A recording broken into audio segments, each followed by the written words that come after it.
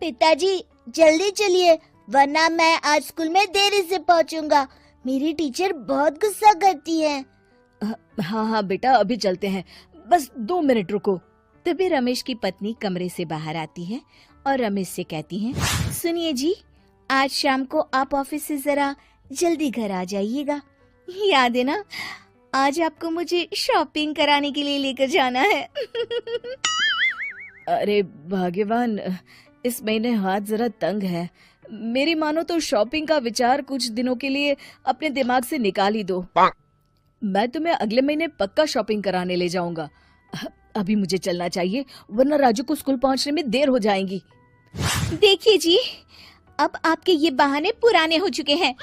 मैं कुछ नहीं जानती। आज शाम को मुझे शॉपिंग करने जाना है, मतलब जाना है। आगे आपकी मर्जी। अच्छा ठीक है भाग्यवान, अब तुम पूरा घर सर पर मत उठाओ, मैं कुछ करता हूँ। इतना कहकर रमेश अपने बेटे राजू को लेकर वहाँ से चला जाता है। घर से निकलने के लिए रमेश जैसे ही अपनी मोटरसाइकिल शुरू करता है, तभी उसकी माँ उसे आवाज देकर कहती है, अरे रमेश, आज शाम को मुझे कुछ पैसे दे देना। याद है ना, मैंने तुझसे कहा था कि मुझे मंदिर में चढ़ावा चढ़ाना है। अरे माँ, मेरी तनख्वाह आने में अभी 10 दिन बचे हैं।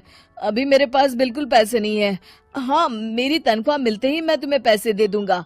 रमेश की माँ चिढ़कर कहती हैं, अरे तेरा दिमाग तो खराब नहीं हो गया? मैंने तेरे भरोसे मंदिर के पुजारी जी से वादा कर दिया है और तू कह रहा है कि पैसे नहीं है।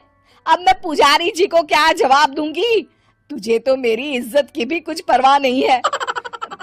अच्छा ठीक है माँ, अब तुम गुस्सा मत करो, मैं शाम तक कुछ इंतजाम करता हूँ।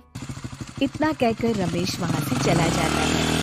फिर दोपहर को जब रमेश अपने दफ्तर में बैठा होता है, तब उसे अपनी पत्नी और माँ की बातें याद आती हैं। रमेश अपने दफ्तर के एक साथी मोहन से कुछ रुपए उधार मांगता है। अरे भाई मोहन, मेरा एक छोटा सा काम कर दो, मुझे कुछ रुपयों की सख्त जरूरत है।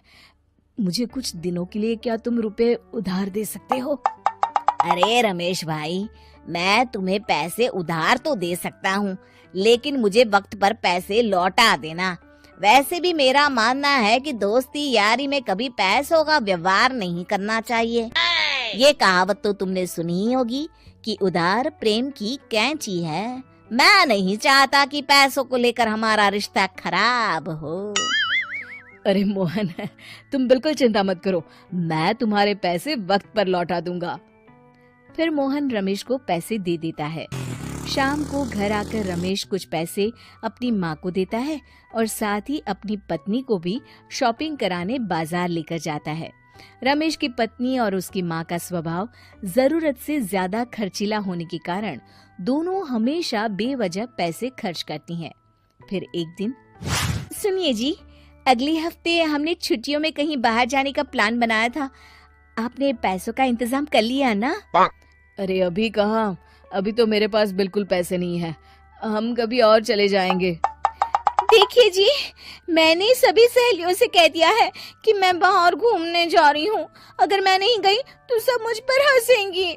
आप कहीं से भी पैसों का इंतजाम कीजिए जी। इतना कहकर रमेश की पत्नी वहाँ से चली जाती है। वहीं दूसरी तरफ रमेश की माँ भी तीर्थ यात्रा जाने की जिद करती है और रमेश से पैसे मांगती है। फिर अगले दिन रमेश एक सेठ से पैसे उधार लेकर अपनी पत्नी और बेटे को घुमाने ले जाता है और अपनी माँ को भी तीर्थ यात्रा पर भेज देता है। लेकिन जैसे ही रमेश अपनी छुट्टियां बिताकर वापस आता है, कर्जदार उसका जीना मुश्किल कर देते हैं। इतना ज्यादा कर्ज एक साथ अपने ऊपर देख रमेश काफी परेशान रहने लगता है।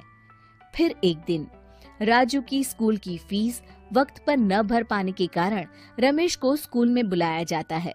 स्कूल के प्रिंसिपल साहब रमेश को सख्त हिदायत देते हैं कि अगर वक्त पर स्कूल की फीस नहीं भरी गई तो उनके बेटे का नाम स्कूल से काट दिया जाएगा। अपने बेटे की स्कूल की फीस भरने के लिए रमेश अपने दोस्त गिरधारी से कुछ पैसे उधार ले लेता है और स्कूल की फीस भर देता है। रमेश की माँ और उसकी पत्नी खर्चे और घर की जिम्मेदारी संभालते संभालते धीरे धीरे रमेश पूरी तरह कर्ज में डूब जाता है और तभी एक दिन दफ्तर में काम करते समय रमेश की तबीयत अचानक बिगड़ जाती है और वो बेहोश होकर गिर पड़ता है। उसे जल्दी से पास के एक अस्पताल में भर्ती कराया जाता है। रमेश के घर वालों को ये बात पता चल जाती है तो वे सभी अस्पताल पहुंचते हैं। अस्पताल के डॉक्टर साहब उन्हें बताते हैं, देखिए, देर रात तक जागने और जरूरत से ज्यादा काम करने की वजह से इन्हें चक्कर आ गया था।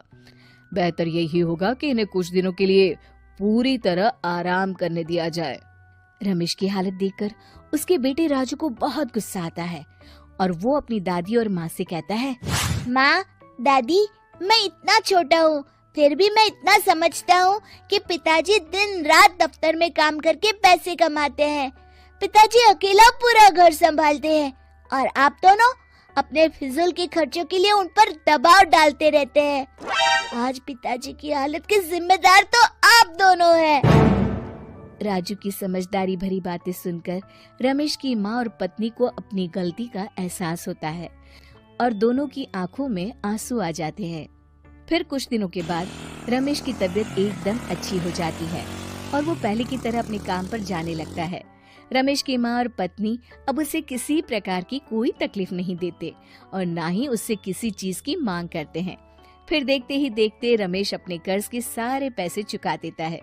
उसकी जिंदगी पहले की तरह अच्छी हो जाती है और वो अपने परिवार के साथ खुशी खुशी रहने लगता है। शिक्षा, हमारे रिश्ते एक तराजू की तरह होते हैं जिसकी दोनों ओर जिम्मेदारी और समझदारी का वजन बराबर होना चाहिए।